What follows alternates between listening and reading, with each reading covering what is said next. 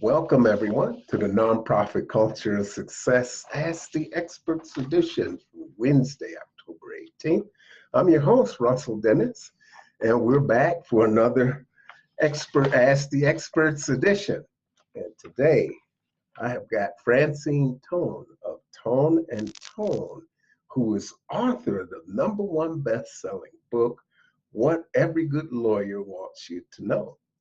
Now, Francine began practicing law in 1989 after graduating summa cum laude and valedictorian at her law school in San Jose, California.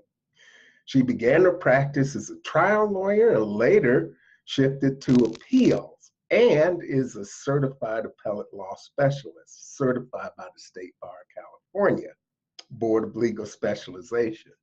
Fran's practice focuses on appeals in real estate, business, family law, and criminal cases. As a legal strategist, she offers valuable insight to trial attorneys by anticipating potential appellate or appeal issues and resolving as much as possible during the trial process, ultimately reducing the client's fees and time involved in litigation.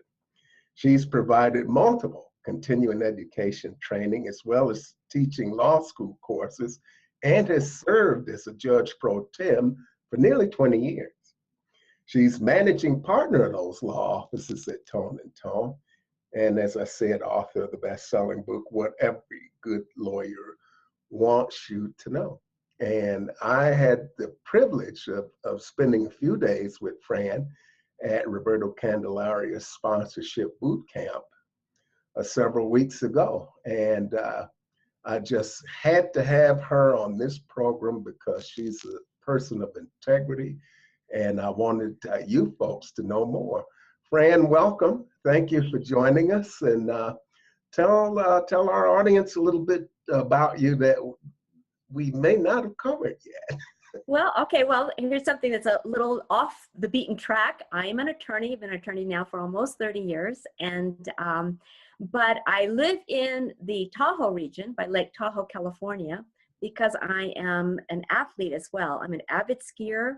I also mountain bike up here in the mountains, and I'm a stand-up paddleboard, a paddler and a racer, and I used to race a lot on Lake Tahoe. And a couple of years ago, I picked up stand-up paddleboard surfing in Hawaii. So when I'm not sitting in the office working on a case, I'm usually outside doing something that's kind of risking my life, but I enjoy it. So that's a lot of things that's an area that a lot of people don't know about me, because they see a lawyer and they hear judge and they think of me in a courtroom, but I love to spend my time outdoors. Or recreation is critical. Yeah, I really enjoyed that too. We actually took a little bit of time to look at that paddleboard stuff, and it was something that I'd never been exposed to. So there are a lot of things that I mentioned in your bio about appellate specialists, which I liken to appeals, but. So tell us a little bit about some of those terms, just so that our folks are clear what those mean. Okay, so everybody knows, what a trial attorney is. They're the ones that you see on television. They go to trial and they interview witnesses on the stand, and they have juries, and then the judge or jury makes a decision in the case, and you hear about them in the news and you see them on television shows all the time. What you don't hear about is often about the appellate specialist and what they do. So when somebody wins or loses in the trial court, a judgment is entered, and that ends the case in the trial court.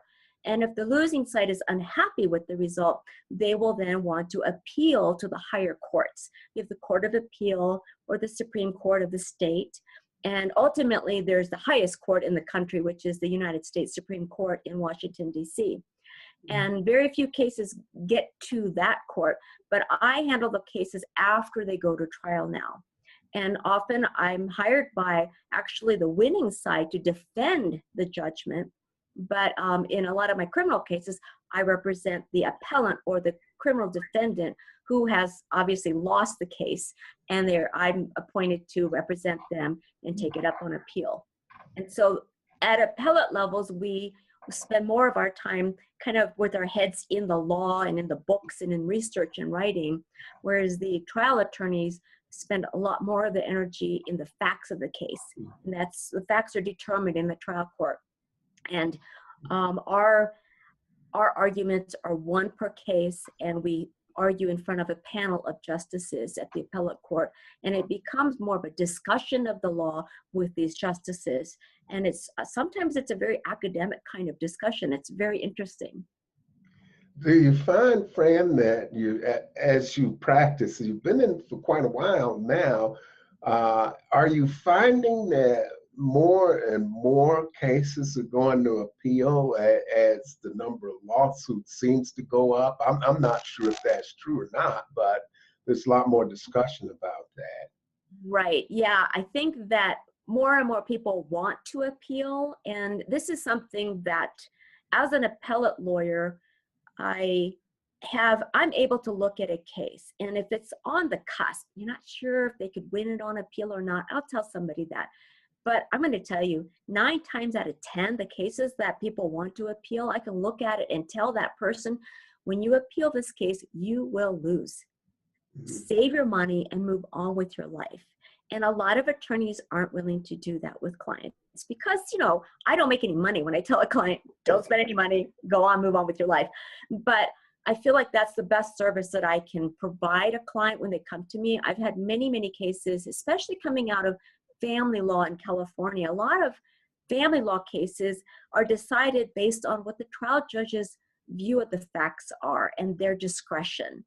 And people can agree and disagree on a case-by-case basis. But when you go to appeal that case, the judges at the appellate court level are not going to second-guess the trial judge on a lot of the things that they've already decided. And a lot of times, the person who wants to appeal, they are asking to appeal because they disagree with what the trial judge's finding was on these kind of issues that the appellate court won't second-guess. So I can look at that and say, you can spend $100,000 appealing your case, and you're going to be exactly where you are today. Wouldn't it be better to spend that money to move on with your life and do something positive with your life and your children and that sort of thing, instead of giving it to me? I'm happy to take it, but I think you're better off keeping the money and moving on. So I feel like that's one area that I really strongly try to serve clients that come to me. And so for just a small amount of money, I can look at their case and then advise them and save them thousands of dollars down the road. So there you have it, Facebook friends. Now you know why I was so attracted to her at the event, and why after just a brief minute, it's just fascinating to meet a lawyer that doesn't want to send anybody to jail. It's hard to wrap my mind around that. And so, but it's really important to try to cut down the costs and aggravation. And here in Colorado, I have a very good friend who's a mediator. And they've been using, in Jefferson County, they've been attempting to use mediators to try to keep some things out of the courtroom. Doesn't always work very well. You can't have a meeting of the minds, but is that something that's being tried in California to try to reduce the burden? Heavily. In trial courts these days, California's court system is very impacted, the trial court level. And it's very hard to get your case to trial in a timely fashion. And then even if you start looking at appeals in the civil cases, in some counties, it's taking up to 2 years just to get the record so that the appellate lawyer can even start looking at your case. And so it's so impacted that for many, many years now in the trial courts, there is a required what we call ADR, or alternate dispute resolution. Mediation is one form of ADR. Arbitration is another. So instead of going in front of a judge, you go in front of other attorneys or retired judges and try to resolve it through mediation, which is, I encourage that in so many cases, because even if you can't be 100% happy with the result in mediation, you can participate and have some say in the outcome of your case. And that way you can at least walk away shaking hands and saying, I can live with this. But if you take it to trial and bring it in front of even an arbitrator or a judge, some third person who is not involved in your life or the life of the other party is going to make a decision. And oftentimes one side's going to be really upset. Sometimes both sides are upset and you don't have a say in the outcome. Mediation is just a way of settling your case and resolving your dispute where you can shake hands with the other person. You mentioned that I'm also a judge pro tem, and I sit as a judge periodically here in our local court. And judge pro tem means that when I'm sitting as a judge, I'm a temporary judge, and when I take off the black robe, I go back to being a lawyer, as opposed to a full-time judge who's been appointed or elected to office, and that's all they do. And as a pro tem judge, I often sit in small claims court, and these are people who come to court, they don't have attorneys, and so it's my job to kind of help them present their case, because they're not skilled in that. So I try to help them as much as I can. But in every one of those, I suggest strongly, let's try to see if we can bring you, even though you've been fighting over this for a year and now you're in front of me, let's try a last ditch effort to try to mediate and at least try to negotiate a resolution, because especially here, a lot of these people live in a small town. They're going to run into each other at the Safeway grocery store or at some other, establishment. And it would be nice if you could resolve it so that you're not seething when you walk into the store and run into somebody, right? But again, if you can have even a little bit of say in the outcome, something you can walk away with and feel okay. And if you go, it's such a great way to resolve disputes. And I encourage that. In my book, I talk about settlement and resolution, and that even if you are in a heated battle and you're disputing lots and lots of money, put your mind in that mindset of, let's always keep our mind open for settlement, because often you'll find you can be creative. When you try to settle a case, you can be creative and do things that judges can't do. And so I think mediation is a fantastic and an opportunity for a creative resolution that you'd never get if you went to trial. Yeah, so my buddy Brian is astounded at how few of those work out, even with some of his best efforts. Right. Yeah, so in all of this, and I know you've seen a lot of cases on both sides of the bench, are you seeing a lot of disputes over some activities that nonprofits have been involved in? Oh, yes. Nonprofits can get involved in disputes. And it's funny, actually, the number one dispute that nonprofits get into is embezzlement, oddly enough, right? But it's, they hired a bookkeeper to take care of their books, and they didn't vet this person well enough, or maybe they did vet them even. And all of a sudden they turn around and a year later, something happens and they find out that the bookkeeper has taken half of their money, in one case, all of the money. Mm-hmm. And so the finances of a nonprofit are critical. You can't afford as a nonprofit to have your finances questioned, because that's where you lose your donations. If people can't trust that the nonprofit, those in charge of the nonprofit, are not keeping their books well and guarding the money that's being given to them, people are going to stop donating money. And since nonprofits rely on that goodwill and donation, if somebody does embezzle, you have to go prosecute. You have to take action. And when you're faced with that, oftentimes, if you're dealing with a lot of money, you're going to have to hire an attorney to do that. So you're going to be spending good money after bad money trying to collect it. And you're lucky if the person who took the money can pay it back. And oftentimes they can't. And, maybe you have insurance to cover it. But again, who wants to be in the news that my bookkeeper just took all my money in my nonprofit? You really don't want to go there. So that's an area where a nonprofit has to be very, very careful. Yeah, I've got a friend of mine that I mentioned who's actually in the Lake Tahoe area is watching on Facebook. Hello, Sarah Coolidge. Glad to see you here. It is important, and even a nonprofit that's well established and very popular can lose a ton of support. The Wounded Warriors Project is the one that comes to mind. And my guest next week will be Justin Reckler. who created the Clear Business Directory. And Justin and his wife, Tonya, do that. They are due diligence ninjas. That's So great. we'll talk more about that, but that's really important. Yeah. So yeah, what are some of the biggest misconceptions that people have about nonprofits when you talk to them about them? Well, I two come to mind very quickly. First one is that a nonprofit is not a real business.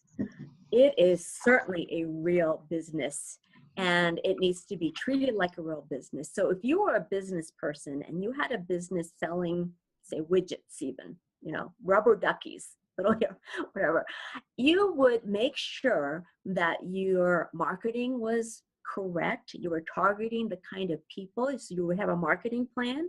You would have a business plan in terms of where you were going to get the money, how the money was going to be spent. You might have an investment policy, even if you had a lot of money coming in, so that it didn't just sit there and do nothing, but a conservative investment policy. You would make sure that you had information readily available for your donors. You would make sure that the information that your customers could be your customers. You can have two customers, right? When you have the customer who you're looking to give you money in order to promote the business part or the purpose of the organization. And then you have the customers who are the recipients of the benefit. And you want to make sure that both have the kind of information they need. And you need to have your finances properly managed. You need to understand your tax liability, what that is. It's a business. And so everything that an ordinary business would have. So I always try to think of a nonprofit as saying, if you're going to, let's say, have six-figure donations, $100,000 that year, if you had a business making $100,000, how would you treat that business? And if you had a business with shareholders, you would have to run it in a way so that the shareholders would get their return on their investment. Well, a nonprofit needs to be thinking in that way, because your donors are investing money not with an expectation of return, but an expectation of goodwill, that you are doing what you set out to do. And so that's the first. A lot of people, they hear the word nonprofit and they don't treat it like a real business. And the second one is that that a nonprofit doesn't need to make a profit. Nonprofit just means that you don't have shareholders to receive a return on an investment. Nonprofits need to make money. They have to pay for business expenses. A nonprofit has to pay for photocopying, marketing materials, postage. Sometimes they need an office where they have to pay for rent in an office. And if you're going to be a real legit nonprofit, you want to have office personnel. And the more money you make, the more you need managed. So you're going to need to have all the expenses of a business covered. How are you going to deal with that? And so you do need to make money, and that is profit, but it's not going into somebody's pocket like shareholders. And that's why it's a nonprofit. But you got to go make money. And so when people say, oh, we don't want to have any money because we're a nonprofit, like, no. You're a business. You must make money. And we just don't call it profit in that sense, but it's definitely money, and it's profit, but it's for a good purpose, right? Charitable purpose. There are a lot of hang-ups around the tax status that have a negative impact on how people view an entity. If you've got more money going out than coming in, at some point you're going to have to close your doors. And there's an expense associated with raising funds to deliver programs. No structure, no program. That's right. And I've seen some best practice recommendations that say you should have 6 months of surplus on hand in case there are some stoppages in some portion of your funding. Well, I believe you should have a diverse pool of money, and it's hard to come up with that kind of reserve. When a regular business goes out and looks for people, they go out to hire the smartest people they can afford. They do marketing. They spend a lot of time working on their marketing, recruiting the best talent, and spending money to do that. when a nonprofit does that, people think you're abusing the money. Oh, you're spending money on fundraising? No, no, no. All of that money should go into the program. But you have to be able to deliver the program. And speaking of fundraising, what are some of the typical questions you get from people who are running a nonprofit or who are thinking about starting one? What are some of the common questions you get around fundraising? Well, I will tell you the number one problem or question that comes up is fundraise a nonprofit. We want to do a raffle. And they just run out and do a raffle. It's like, no, no, no. Raffles are, that's gambling. Raffles are it's gambling, right? You're paying money at the chance of winning something. So whenever there's a chance at winning something, that's called gambling in this country. And gambling is technically illegal in every state in the union. Now, we've got a state like Nevada where they have casinos, but they are heavily regulated by the Gambling Commission. Even in Nevada, nonprofits cannot just go out and run a raffle. They have to be registered. So almost every state has regulations about raffles. And they are allowed, nonprofits are almost always allowed to run raffles so long as they meet the requirements of those regulations. So it's go look up the regulations, find out what's required. For instance, in California, if you are a nonprofit with tax exempt status, you can run a raffle so long as you register your raffle with the Attorney General's office. And then after your raffle is done, you report how that raffle did and how much money you made. And we have restrictions in California as to how much money can be spent to run a raffle. So in California, if let's say you were to make $1,000 off of a raffle, you can only spend up to 10% of that towards the cost of the raffle. So so if you're going to run a raffle, it's going to cost you, if you're going to make $1,000, it probably costs you less to buy the raffle tickets and maybe a few other incidentals that you have to spend to run the raffle. But you can't go buy $1,000 television or a $500 television and sell it off in the raffle, because now that's more than 10%. Now in Nevada, there's a raffle that a lot of people do in Nevada, and I live on the cusp between Nevada, right? I live on California side, but Nevada's pretty much right across the street from me practically. And so they do these 50-50 raffles where people pay $10 for a raffle ticket, and $5 of that's going to go out as a prize to the winner, and then $5 of that $10 is going to be kept by the nonprofit. Well, in Nevada, that's allowed. But in California, that's not, because it violates the 10% rule. So every state's going to have their regulations. And so if you're going to run a raffle, just check with whoever governs the nonprofits and their fundraising, what the rules are, and just follow the rules. And they're usually not very difficult to figure out and follow. I know that in Nevada, the Gaming Commission has the rules. California, it's the Attorney General's office. It's really easy to find. You can probably Google the name of your state and raffle nonprofit and find the information online most of the time. It is, and we have the Boys and Girls Club does a very large one here where they give away a dream home and they raise a lot of money.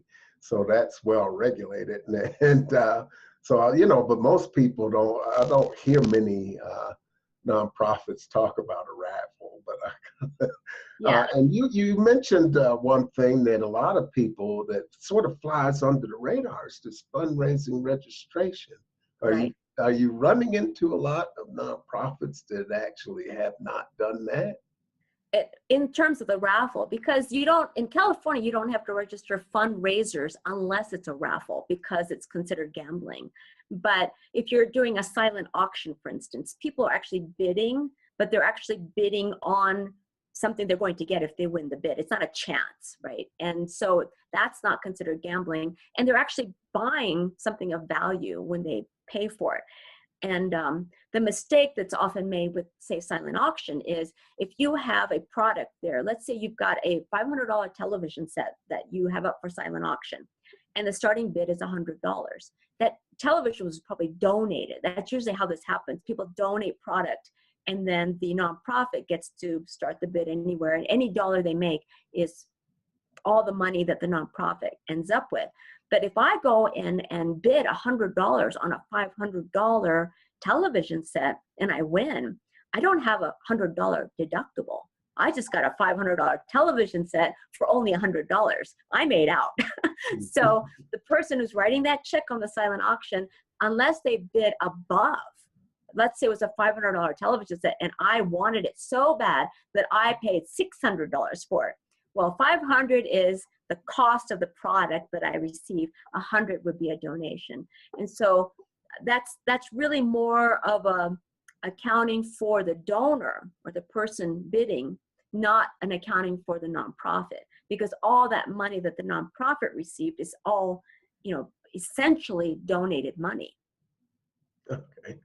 So let's talk about those payments, that any payment that goes to a nonprofit, any payment at all, are all of those payments contributions? No, not really. And so here's a common example. So if I just write a check to the nonprofit for $100 and I don't receive anything, that's a donation, right? And donations have to be unrestricted. Some nonprofits will have categories, like say a scholarship fund. They might have 3 different kinds of scholarship funds. And I can say, I want my money to go into scholarship fund A. That's okay, because how they then send the money out under scholarship fund A is unrestricted. I can't say, and it has to be somebody who's 14 years old, female. That would be restricting the funds, and that's no longer the donation. But let's say that the nonprofit wants to make some extra money, and they come up with this great idea of t-shirts. We have this t-shirt, we're going to put our logo on it, and we're going to sell these t-shirts for $20. And they're able to pay, let's say, $10 for the t-shirt, and they sell it for $20, and now they make $10 off of every t-shirt. It's a great fundraiser. Common one is selling candy, right? A lot of people sell candy for nonprofits. But if the nonprofit, it's not just a general fundraising event where you're just raising money and you're not selling anything, then what you have to look at and say, you've just now become a seller of goods. So if you are selling your t-shirts to raise money, you are now outside of the purpose of the nonprofit existence. The purpose of the nonprofit existence, let's say, is to provide sporting venues for the youth in the town. Well, selling t-shirts has nothing to do with the purpose. Selling t-shirts is now a commercial event. And in most cases, if the nonprofit sells a product and they receive money, that is taxable income to the nonprofit. And so I know that sometimes nonprofits just slip it right in, not because no one's trying to cheat the IRS. I know that. That's not what's happening. They just don't know. And then it goes into the general fund, and they don't realize that that money needed to go into a little bit in the accounting, a different column. And they would probably have to pay sales tax on that money, and possibly income tax as well. Yeah, you have to be very careful that you don't end up with unrelated activity business income. Right. So that's a discussion to have. And that's one of the things that often slips through. I know that my good friend John Wren, who started the Small Business Chamber of Commerce, one of the organizations I belong to, ran idea cafes. And to help small business owners, these were meetups that he didn't charge for. But one of the things that he would say is, well, if you're going to set a business up, you should go talk to a CPA. Don't go talk to an attorney, because the CPA will tell you whether you need legal advice. But if you go to the attorney first, you're always going to need legal advice. But in today's society with the climate, it's kind of contentious. There are some things that you really, really want to protect yourself with as far as fundraising activities. You got to be sure what you're doing so you don't get yourself into all sorts of traps. And there are responsibilities that your board and your leadership have. And then there's the old agency I used to work for, the IRS. That was my last life. I worked as an auditor in the small business self-employed division. So talk about some of those things, you know, what's legal and what sort of traps you can get yourself into if you don't have the right type of advice. Well, I will say, first of all, I agree with your comment that if you are a new nonprofit or you want to establish a nonprofit, go talk to a CPA first to understand your finances, because money is where the problems come out of. You know, and I know that, correct me if I'm wrong, but one of the things when it comes to nonprofits that the IRS looks at is there has been, and I think continues to be, an abuse of making establishments nonprofits. And it turns out it's just a way of one person being able to funnel money through a nonprofit and make all this money. And it's not really being used for the purpose that it seemingly was intended. And the IRS is going to scrutinize nonprofits that look like they're not doing everything the way they should. So if they come down and look at that, it's not that you've done anything wrong, but who needs an audit? Audits are expensive, you know, and they can they're a nightmare for the people that are being audited, and you're going to lose sleep. So you're better off just getting your ducks in order ahead of time and avoiding the audit and avoid being questioned by the IRS to begin with. And it's always over money, right? The other area is the board of directors. They need to understand nonprofits, board of directors, they are the ones who operate and run the business. They set policy. They set all the rules of the game for the nonprofit. They don't need to get in the nitty-gritty of day-to-day activities, but they need to know what's going on generally, and they're going to be held responsible if they don't pay attention. Now, board of directors, as long as they make reasonable decisions and they act in a reasonable way, they're not going to be personally held responsible for a mistake that's made. But if they're negligent and not paying attention, they can be held responsible for some of the problems that might come up. And so when you're asked to be on a board for a nonprofit, I know a lot of people right away, they go, oh, it's an honor. And it is an honor to work as on the board of a nonprofit, but it brings with it a lot of responsibility. And it's not such a burden, heavy burden, that everybody can't do it. I mean, you can do it. Honest people work honestly as a board on a nonprofit, and it works out great. But I'm going to drop this word. It's called the fiduciary. Fiduciary duty is the highest level of responsibility and duty that the law recognizes. For instance, an attorney, you can imagine an attorney and a client. I owe a fiduciary duty to the client to be honest with the client and to do my best for that client and to not take cases that I can't handle. Like, for instance, if somebody came to me with a securities problem, I would not take the case because I'm not competent to handle a securities problem.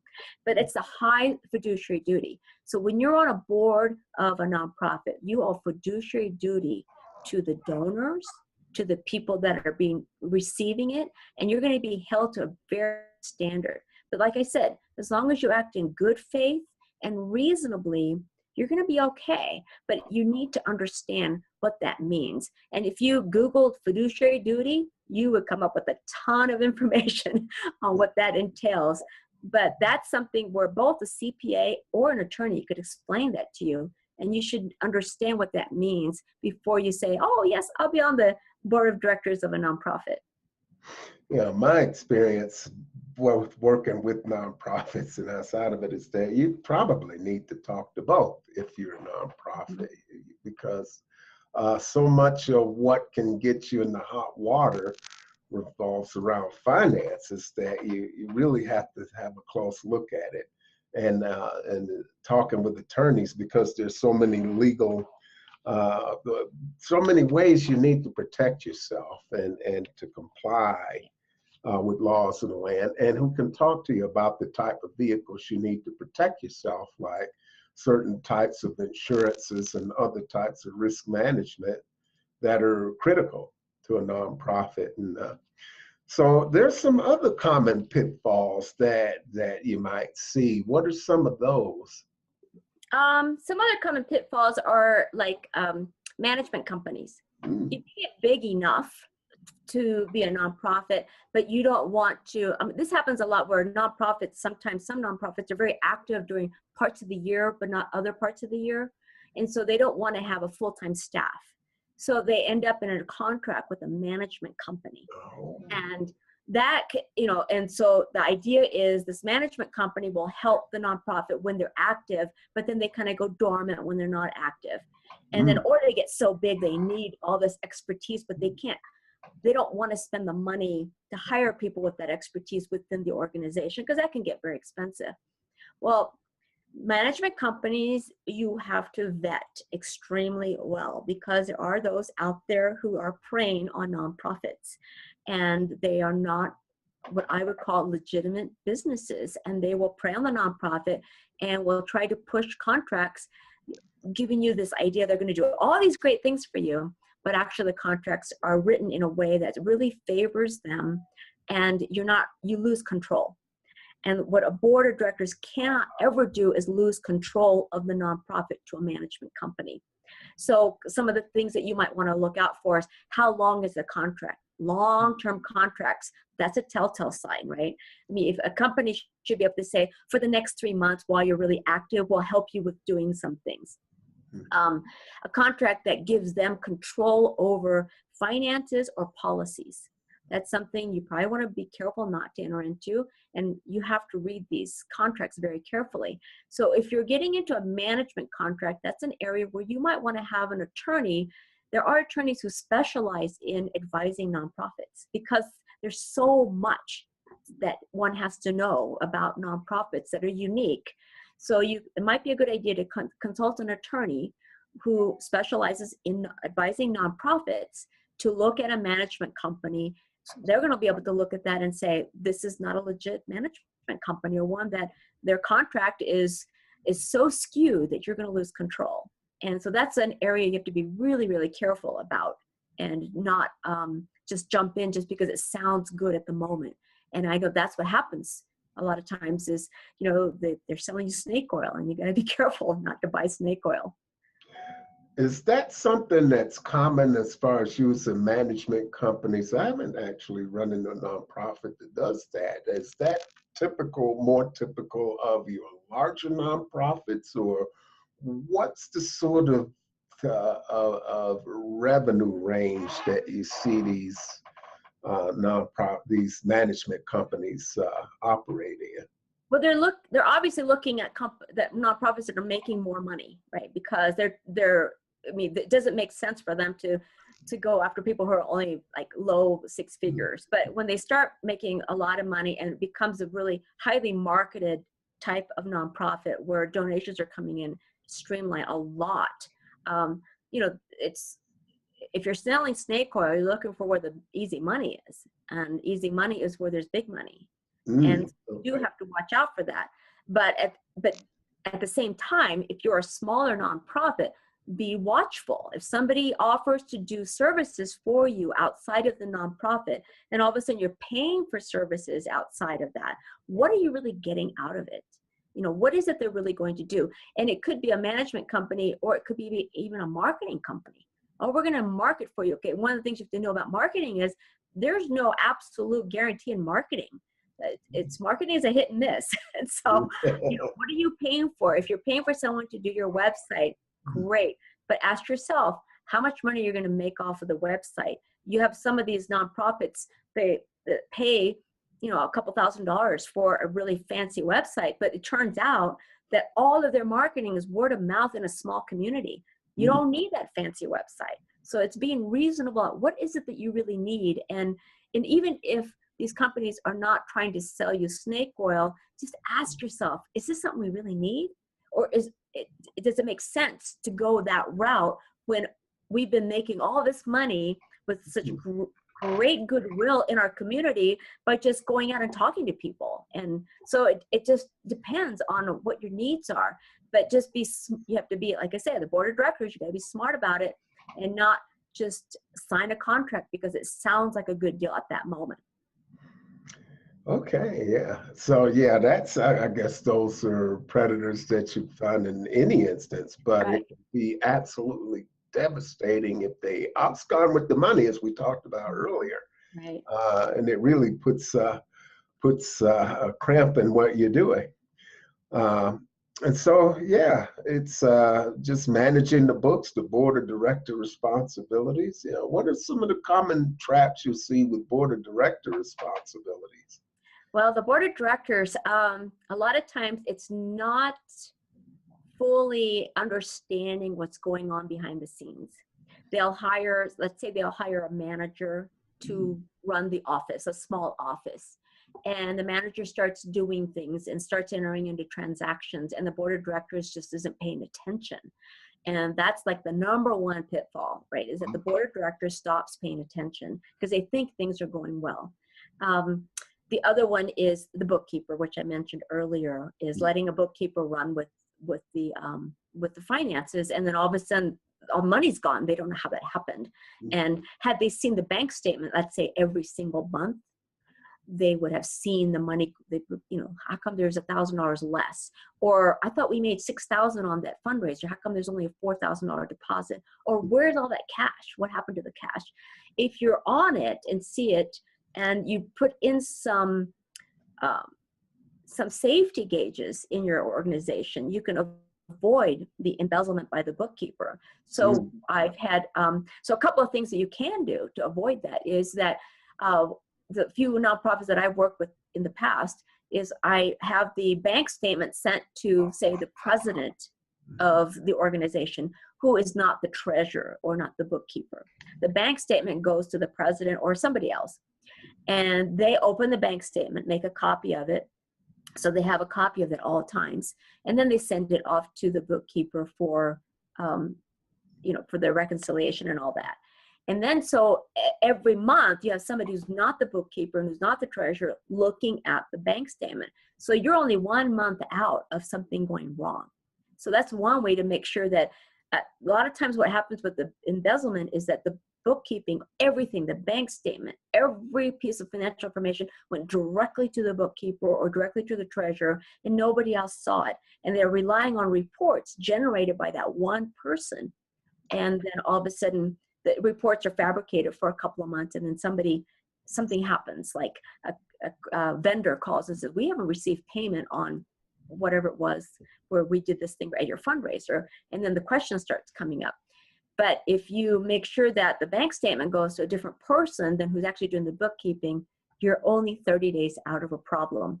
Another thing is to make your checks where they require 2 signatures, so that the bookkeeper or the treasurer cannot just sign a check with their signature and have it, cash the check. Now, one of the things that you have to understand is, though, a lot of banks, they don't care that you have a policy, or maybe it's in your bylaws that say 2 people have to sign the check. So unless the check says void absent 2 signatures, the bank is going to still cash that check with 1 signature. So I think that it's more important that the check says this check is void unless there are 2 signatures on that check, and make sure that way. And what it does is it discourages those who might, a lot of times these bookkeepers, they're not evil people. There was just an opportunity, something happened in their lives, and then they just took some money thinking, oh, I'll just pay it back. And then it snowballs for these people, right? It's not like they were evil when you first hired them. Otherwise, you probably would have realized that and you didn't hire them. So it discourages that opportunity. And by setting it up that way, you get people who are really honest and they really want to help involved in your organization, because they're fine with these safeguards. They want these safeguards in there because they don't want to be scrutinized and saying, are you sure you're not doing something wrong? People who are honest don't like that to happen to them. So by creating the safeguards from the get-go, you actually eliminate the kind of people that are evil or people you don't want to be working with your organization. Yeah, this is an area where I respectfully agree with my friend John Wren about CPA, because you have to have those policies in place to protect yourself. And this is why I believe that you talk to both CPA and attorney, talk to an attorney to make sure that you have those The CPA will talk to you about internal control, separation of duties. But, you know, if you only talk to one or the other, you're likely to miss things. Right, Like because you out only of get state, half. like out of state fundraising. Right. You have your regulations in state, but of course, you know, you have donate buttons on your Facebook page and in other places. So what are some of the common pitfalls when it comes to the out-of-state fundraising? What are some things that you're seeing that nonprofits are Okay. not doing that are required? All right. So, you know, we've got the donate button, and those are generally fine because that's just a pure donation and you're just asking people to give you money, and that's fine. But the areas, again, I'm going back to the raffle because this is where I see it time and time again. And I've had fundraisers, you know, that I've spoken with, and they're planning, and I'm talking about nonprofits like church organizations as well. And so their intention is absolutely great, youth organizations. And you've got these organizations who, you know, they have supporters all over the country. And especially, I'm going to use the church for an example because you have a church and then people move away from the church. And this one particular one I'm thinking of, they used to have retreats. And at the retreats, people who used to be members of that church would come back from all over the country to join in the retreat. And as part of one of their fundraising efforts in order to put on these retreats is they would sell a raffle ticket for something really amazing, like 3 nights and 3 days at a really nice resort where the owner of the resort is donating the use of the resort. So it's, you know, it could be worth several $1,000s with the dinners and all this and a whole package, like a little vacation, a mini vacation. And so the nonprofit, it was free to them and it was being donated by a member of the church. And what they wanted to do was send out a letter saying, hi again, we're from the church, and don't forget we're going to have that retreat in 6 months. But meanwhile, we're running this raffle and we're, you know, enclosing 2 tickets if you would donate send us the money for the tickets. And I said, no, you can't do that because you're in California, so that you have to abide by California law, but that means you have to keep the raffle in California. And if you're going to send this ticket out to Pennsylvania or to Texas or to Florida where all these people are, now you have to comply with all these other states' raffle laws as well. And you have to show, and then we run into a problem because you're going to mail it. Oh no, now you're using U.S. Postal Service, which is federal, and the federal law doesn't allow you to run raffles, so you can't use the Postal Service. Nope, you can't use the internet either because that's interstate and that's federal. So no, you can't use a telephone because that's interstate and it's travel. So how do you communicate this to someone in another state? You can't. You can't communicate it because you're running into all of the federal rules that restrict gambling as a way for fundraising as well. So that if you're using any interstate vehicle, which is internet, mail, even driving, anything like that, you run into federal issues. So that if you're running a raffle, you have to comply with your state's rules and keep it in the state and not use federal means to reach out to people. That's very different from a donate button that just says donate. That's not gambling. So it's very different. So raffles is usually where I see problems getting into the interstate and into the federal and other states, issues. Now, these are all very important points. And so what it's important, and what I wanted my listeners to have was legal information. This is not legal advice. It's important to make a distinction between legal information and legal advice.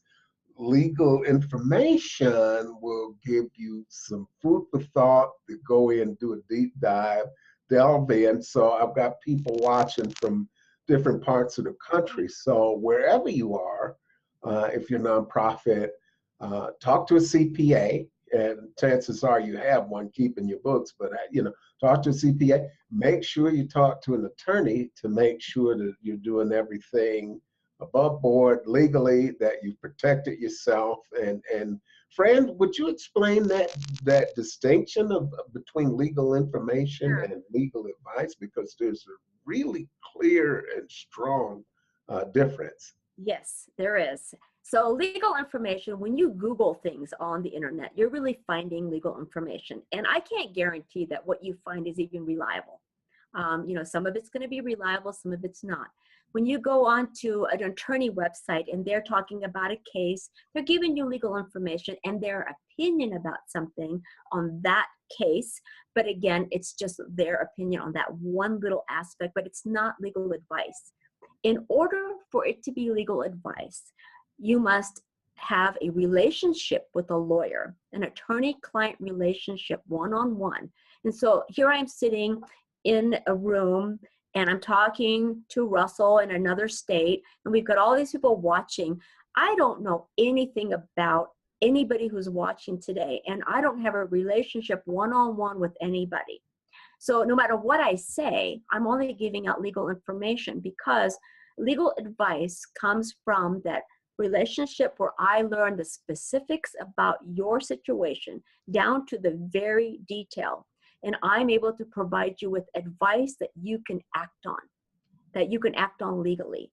And so in the absence of the relationship with a lawyer, all you're ever having is legal information, and legal information is not something you should act on. I think, Russell, you said it's great food for thought. It gives you an idea to look around and say, do I have something that falls into this category? Maybe I have enough. It's time for me to go find a lawyer, develop that relationship so I can get some advice on my specific situation. And it happens all the time. No two people's situations identical. And so I'm going to say this, and this is for the benefit of all the lawyers out there that you're going to eventually call when you do need legal advice. When you give lawyers part of the information and you ask a very pointed question, and in your mind, I've asked a very specific question, and that lawyer is going to say, well, it depends. And that is a legitimate answer, because until you develop that relationship with the lawyer and had that one-on-one, and he asks you questions and digs and gets all the specifics from you, he can't answer your question until he gets all of that information from you. So legal information is what you're finding. Don't act on it. It's food for thought. Yeah, I think a lot of people are reluctant, especially maybe the first time that they talk to an attorney. They figure, if I'm answering a lot of questions and I'm hanging around here, I might get a bill here. I don't want to Right. talk to people, but it's really important. And I want to cycle back around to the book. And there's a website. It's www.everygoodlawyer.com, where you can go get this book, What Every Good Lawyer Wants You to Know. And it's about integrity. It's about the sort of things that you should look at when you're searching for an attorney. But what on earth possessed you as an attorney to write this book? Well, this actually goes way back, starts in my childhood. And I'll share my little story with you, but I didn't have the typical childhood that most Americans had. I was born in Japan. My mother was Japanese and my father was an American. And when I was 1 year old, my mother passed away. Mm. And shortly after that, my biological father left, and I lived with my grandmother until I was 5. And she needed to put me up for adoption because as half and half, living in Japan would have been difficult for me. And she wanted me to grow up as an American. Mm. So she found a mixed couple, a childless couple, and put me up for adoption at 5 years old. And before I was 6, my adoptive father began molesting me. And that's what was my life as I grew up. But when I was a little girl, I remember watching the Perry Mason show, which was a drama about an attorney. He was a criminal defense attorney. And every episode, people would come to him and all the evidence pointed to that person's guilt. And they would come to Mr. Mason and say, I had to come to you. You're the only one I could trust. And those words meant a lot to me because after I was adopted and after my adoptive father began molesting me, I realized I had no one to trust. I had nobody, nowhere to go. I was living in a world where I had no one or nothing to trust. And when I watched Perry Mason, I watched him and I saw these people trusting him, and I wanted that myself. And so at a very early age, I decided I wanted to be Perry Mason. I wanted to be the person that people came to that they could trust. But if I couldn't find trust, I was going to make sure other people had trust.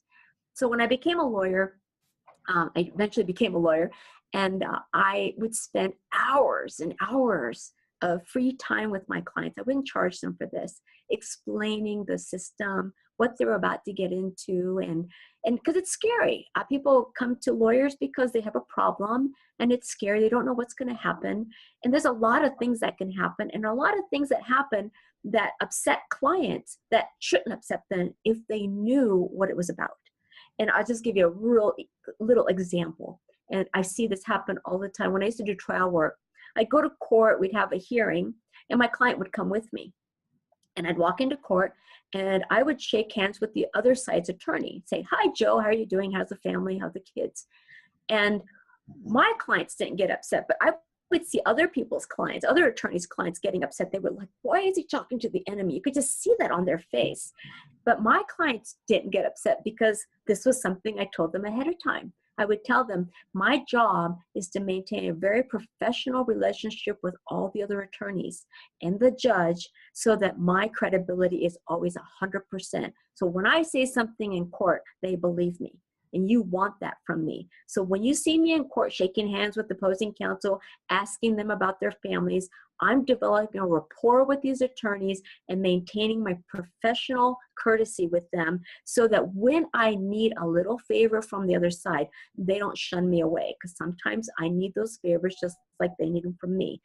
It does not mean that I'm commiserating with the enemy. And in fact, I've got my radar on up all the time. So if they slip and say something to me, I note it for our case. So don't worry. So my clients never got upset, but I would see other people getting upset all the time. So that's one little example. So imagine if you went to court and you saw your attorney slapping the back with the other attorney and shaking hands and stuff, and you're thinking, "Oh my gosh, I thought this attorney was on my side. And now it looks like," if you didn't know that wasn't what was happening, you would start to lose trust in your lawyer. And so my goal was to have my clients trust me and never do anything that would lose trust, which meant I had to make sure they understood what was going on before anything happened. And so, as I said, I would do this with every new client. I would spend hours and hours of time with my clients, and I didn't feel I should charge them for it because it was part of bringing them into the fold of my world, my lawyer world. So I finally decided to write a book and put all that information in a book. And so now I give my book to my clients, and my husband is my partner in my law firm. And we now make it a condition of new clients that they have to read the book as part of us agreeing to represent them so that they come in with eyes wide open as to what they're going to be in for, and they understand. And now, of course, they ask me questions about what I write in the book. I don't charge them for that either. But now I can spend less time without being paid and still provide the same service for my clients. It is about education. This is a book that attorneys should read as well. Oh, yeah. If you're marketing and just the sort of things you want your clients to know. And if it's creating that trust, because right now, over the last few years, we've seen a climate where people are just prone to conflict, and there's a lot of acrimony going around. So we want to get outside of that, and it's about relationships. It's about talking to each other, and we could take some of the stress off the legal system, some of the cost off of just about everything if we can reduce the amount of time we spend fighting with one another in court. I agree. So that website is everygoodlawyer.com. It's been a real pleasure to have you here. It's amazing how quickly an hour goes. I wanted to ask you though, because you're involved, that you've got a very profitable firm. What sort of social profit entities are you directly involved with? What's your cause? What's your favorite cause to support with nonprofits?